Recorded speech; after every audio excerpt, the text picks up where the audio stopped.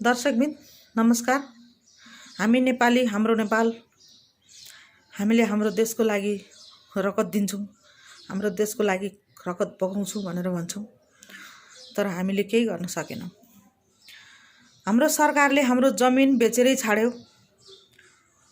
अहिले यस्तो कोरोनाको आतंक छ, अनि यस्तो कोरोनाको आतंक भएको बेलाको मौका छोपेर इन्डियाले लिपुलेक कालापानीबाट बाटो बनाएर मानसरोवर जाने बाटो भनेर चाइना जाने बाटो बनाएर आफ्नो इच्छा पूरा गरेरै छाड्यो। तर हामी जनता उम्लियौँ, काम लागेन। सरकारले आफ्नो मर्जी गरेरै छाड्यो। इन्डियाबाट आएको मान्छेलाई अब के कुरा गरे, उनीहरूले कुन सहमति भयो, कस्तो सहमति भयो, त्यसमा चाहिँ हाम्रो जमिन, हाम्रो भूमि अब खोजी हुँदैन जस्तो लाग्छ। यदि तपाईँ हामी मिल्यौँ भने, तपाईँ हामी मिलेर हाम्रो सरकारलाई लट्ठी हालेर घोच्ने हो भने सायद केही हुन सक्छ कि। कुम्भकर्ण जस्तै भयो हाम्रो नेपाल सरकार। तपाईले हामीले गरेर हुन्छ, हामीले केही गरेर देखाउँ भनेर हामी लागि परेका त थियौँ, तर खै केही गर्न सकिएला जस्तो लागेन। अनि अर्को कुरा, रुकुम रोल्पातिर जान चाहन्छु म। रुकुम रोल्पामा अब त्यस्तो एउटा दलित केटालाई, एउटा भनौँ न गैर दलितको केटीसँग माया प्रेम भएको, त्यत्रो ठुलो सजाय, खै हाम्रो सरकार के गर्न सक्छ र? जे भोग्नुपर्छ हामी गरिबले नै भोग्नुपर्छ। हामी नेपाली दलित, हामी गरिबले भोग्नुपर्छ। धनी ठुला बडाहरू भन्नेहरूले चाहिँ एकछिन ल तिमीहरू उफ्रियो भन्छन्, अनि आफैले फेरि चुप भन्छन्, शान्त लगाइहाल्छन्, साम्य बनाइहाल्छन्। हामीले गर्न केही पनि नसक्ने रहेछौँ भनेर माया मारिसक्यौँ हामीले त, जस्तो लाग्छ मलाई चाहिँ। मैले त आफैले त माया मारे ल। हामीलाई अब हामीले चाहिँ हाम्रो सरकारले गर्दा हामी नेपाली पनि इन्डियाको गुलामी हुन्छौँ कि जस्तो लागिसक्यो। यदि सरकार बलियो भइदिया भए हाम्रो नेपाल राम्रोसँग बनाउन सकिन्थ्यो। हामी नेपालीहरूसँग के छैन? हामी नेपालीसँग सबै छ। जति जनता छौँ त्यही जनता अनुसारको हामीले केही गरेर हाम्रो नेपालमै काम गरेर नेपालीहरूलाई पाल्न सक्ने आँट भएको भए यति नेतासँग हामीले हाम्रो देश बनाउन सक्थ्यौँ, हाम्रो देशमा शान्ति ल्याउन सक्थ्यौँ। खालि तै मार मै मार भन्या छ। यता छोरी चेली बलात्कार भएका छन्, उता जमिन लुटिएको छ, उता आफ्नो देशको युवाहरू मारिएका छन्।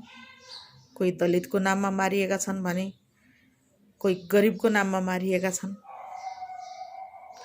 धन्य छ हाम्रो सरकार, धन्य छ हाम्रो नेपाल। अब त यो नेपालमा जन्मेको एउटा छोरी भनेर नेपालको छोरी हुँ भन्न पनि आफैलाई लाज लाग्छ मलाई त। के गर्नु? अब हाम्रो गरिबहरूको बाँच्ने अधिकार हनन भइसक्यो, दलितहरूले बाँच्ने अधिकार हनन भइसक्यो। हाम्रो सरकार बलियो नभएर हो या हामी जनताहरू बलियो नभएर हो थाहा छैन। अर्काको इसारामा, अर्काको कन्ट्रोलमा नाच्ने, रिमोट कन्ट्रोलमा चलाएको जस्तो चल्ने सरकार हाम्रो। यो कोरोना भाइरसको महामारीमा आफ्नो निजी सम्पत्ति ल्याएर बाँडेका छन् कसैले रासनको नाममा दुखी गरिबहरूलाई पालेका छन् आफ्नो घरबाट ल्याएर ल यति हो मैले त सकिनँ दिन यति चाहिँ म खुवाउँछु यति चाहिँ म जनताहरूलाई मद्दत गर्छु भनेर कति जनताहरू बाटोमा ओर्लेका छन् मन भएका मनकारीहरू सरकारले रासन बाँड्ने नाउँमा 5 किलो चामल अनि अलिकति दाल 3 महिना हुन लागिसक्यो आजसम्म 5 किलो चामल एक दिन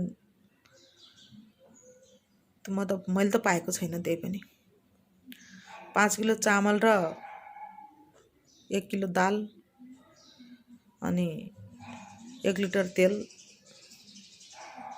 अथवा आधा लिटर तेल 1 प्याकेट नुन आधी प्याकेट नुनले 3 महिना पुग्दैन गरिबहरूलाई दिएको हो कि फ्याल्दिएको हो थाहा छैन यदि आवाज उठाउन सकिन्छ भने त हामीले हाम्रो आवाज सुन्ने भइदियो भने त हामीले आवाज उठाएर केही गर्न सक्थ्यौं कि आज त मैले धेरै चित्त दुख्यो आफ्नो नेपाली दाजुभाइ मारिएका छन् आफ्ना जातीय भेदभाव गरेका छन् आफ्नो परिवार आफ्नो देश आफ्नो समाज आफ्नो गाउँ मारिएपछि कसको मन रुँदैन होला र दलित भन्ने बित्तिकै दलित मान्छे नै होइन र दलित पनि त मान्छे हो नि बाँच्ने अधिकार त सबैको हुन्छ माया प्रेम त सबैको बस्छ नि यदि त्यो केटीले चाहेको भइदिया भए तपाईं नआउनुस् म आउँछु घरमा मेरै घर हो भनेर भागेर घरमा आएर बस्न सक्थे एकचोटि 3 दिन एकचोटि 4 दिन घरमै बसेर गएकी रहेछ उसको भाइ पनि घरमै आइसक्या रहेछ यत्रो षड्यन्त्र गरेर आफ्नै लायक एकदम होनहार नेपाली युवाहरूको हत्या गरियो हाम्रो नेपालमा राजा मारिएको देश हो यसै पनि के भन्न सकिन्छ र राम्रा मान्छे त बाँच्नै पर्दैन बाँच्नै दिँदैनन् राम्रो काम गर्ने मान्छेलाई कहिल्यै पनि फलिफाप हुन दिँदैनन् र कहिले फलिफाप पनि हुँदैन जति सकिन्छ फटा गरेछ जति सकिन्छ डकेत गरेछ जति सकिन्छ अरूलाई मारेकै छ अरूलाई ढाटेकै छ अरूलाई ठगेकै छ अहिले त पुरा नेपाली समाज नेपाली जनताहरू सबै उल्लु बनाइदियो हाम्रो नेपाल सरकारले हामी नेपालीहरू सबै उल्लु भयौं त्यतिकै उल्लु भयौं आफै उफ्रियौं आफै थचार्यौं आफै पछार्यौं आफै उठेर फेरि थपक्क बस्यौं खै त हाम्रो नेपालको अहिले यो सिमानाको खै सबै साम्य भइसक्यो तपाईहरु यदि चाहनुहुन्छ भने केही गर्न सक्नुहुन्छ भने म पनि हजुरको साथमा छु कालापानी गएर लड्न पनि तयार छौं हामी मर्न पनि तयार छौं हाम्रो आउने पिढीहरुले हाम्रो आउने छोरा नाति पनाति खलातीहरुले के भन्छन् हाम्रो नेपालको बारेमा भोलि गएर हाम्रो नेपालमा त राजा मारिएको अरे हाम्रो नेपालमा त राम्रो मान्छेको त ठाउँमै हुँदैन अरे राम्रो मान्छेलाई त बाँच्नै दिदैनन् अरे भनेर भोलि हाम्रो नेपालको नाम चल्छ पहिलाको हामीले कस्तो गर्वसाथ भन्छौं नेपाली हाम्रो पुर्खाहरूले कालापानी लिबुलेकको लागि लडाई गरेर आफ्नो बलिदान दिएको आफ्नो रगत चढाएको हामीले गर्वसाथ भन्छौं भने अब आउने हाम्रा पिढीहरूले चाहिँ के दिन्छन् खै हामीलाई हाम्रो आउने पिढीहरूले हाम्रो बाबुबाजेले त केही गर्न सकेनन् अरे हाम्रो पुर्खाहरूले त पहिला त गरेका थिए अरे अहिलेको आउने यो केपी ओली सरकार हाम्रो नेपाल सरकार, अहिलेको नेपाल सरकारले केही गर्न सकेन अरे। यो यति वर्ष अगाडिको नेपाल सरकारले भन्छन् भोलि हाम्रो आउने पिँढीहरूले। एकदम ठुलो नाम चलाउनु भयो नेताज्यू, धन्यवाद। एकदम राम्रो गर्नुभयो।